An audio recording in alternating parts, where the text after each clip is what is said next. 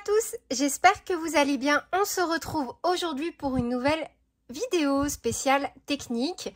Aujourd'hui, dans cette nouvelle leçon de crochet, je vais vous apprendre donc à distinguer les trois brins que l'on peut retrouver sur la maille chaînette et l'importance, l'intérêt de bien les distinguer pour obtenir donc différentes finitions, que ce soit une bordure nette et précise ou encore obtenir des reliefs lors de la création de nos ouvrages au crochet.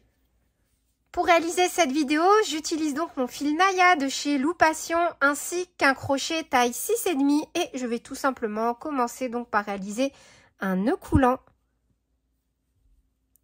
Puis je vais venir monter quelques mailles en l'air.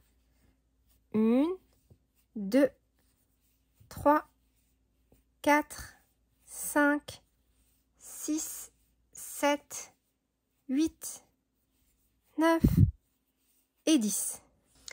Voilà à quoi ressemble une maille chaînette lorsque du coup on réalise tout simplement la base d'un ouvrage. En général, on ne la compte pas comme le premier rang.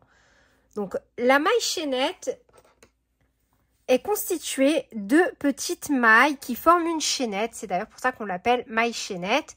Comme vous pouvez le voir, on obtient des petits V comme ceci et chaque V correspond donc à une maille.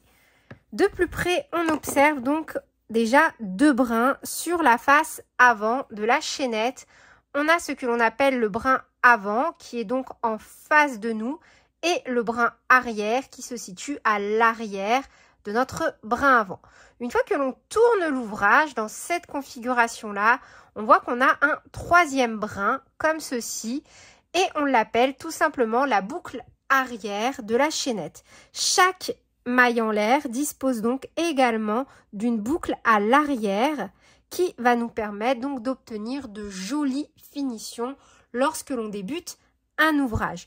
Je vais donc vous montrer comment venir travailler seulement à l'arrière de cette boucle.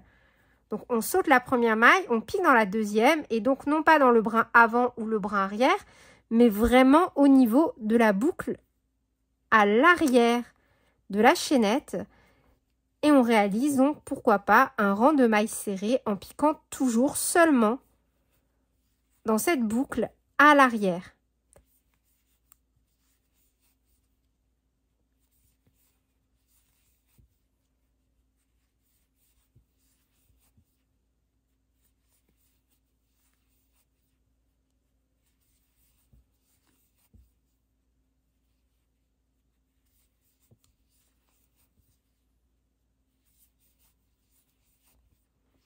En ayant piqué seulement toujours dans la boucle à l'arrière, comme vous pouvez le voir, on a vraiment une jolie chaînette que l'on garde comme motif, comme ceci. C'est super important parce que si par exemple on ne souhaite pas venir retravailler l'intérieur d'un col, lorsque l'on réalise par exemple un top léger pour l'été, on n'a pas forcément envie d'être engoncé et de venir retravailler la bordure, chose que l'on peut faire assez régulièrement justement quand on ne maîtrise pas, on va dire, les techniques pour obtenir de jolies finitions. On est souvent contraint de venir faire des bordures en maille serrée, en maille coulée ou autre pour venir en gros camoufler un peu les irrégularités liées au début de notre premier rang. En fonctionnant comme ceci, tout d'abord donc on a une jolie finition, ce qui est ma foi très intéressant. Ensuite, quand bien même on viendrait unir nos parties, on a des mailles bien dessinées qui vont vraiment nous permettre de voir clairement lors de l'assemblage où piquer. Vous voyez, en piquant seulement dans le brin arrière, on laisserait apparaître un petit trait, une petite ligne comme ceci avec le brin avant.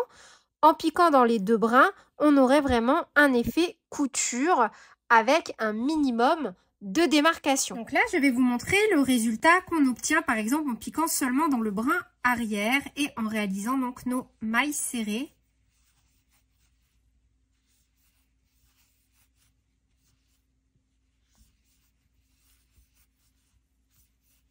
Donc comme vous pouvez le voir, là en ayant travaillé seulement au niveau du brin arrière, déjà on n'a pas cette espèce de petite chaînette bien dessinée au niveau donc de la tranche de notre ouvrage.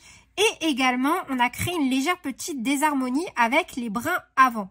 Voilà, chose qu'on n'a pas forcément lorsque l'on vient travailler seulement dans les brins arrière. Donc voilà, à retenir, pour avoir de jolies finitions ou pour faciliter l'assemblage de vos pièces, je vous recommande fortement d'utiliser cette technique lorsque vous venez réaliser votre chaînette initiale de base dans la confection de vos vêtements et accessoires au crochet. C'est tout pour cette vidéo, j'espère qu'elle vous aura plu.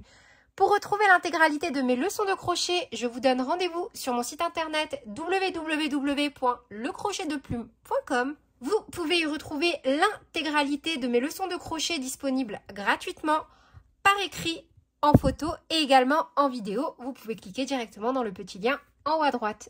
Et sur ce, je vous fais plein de bisous, prenez bien soin de vous et à très bientôt pour de nouveaux tutoriels. Salut!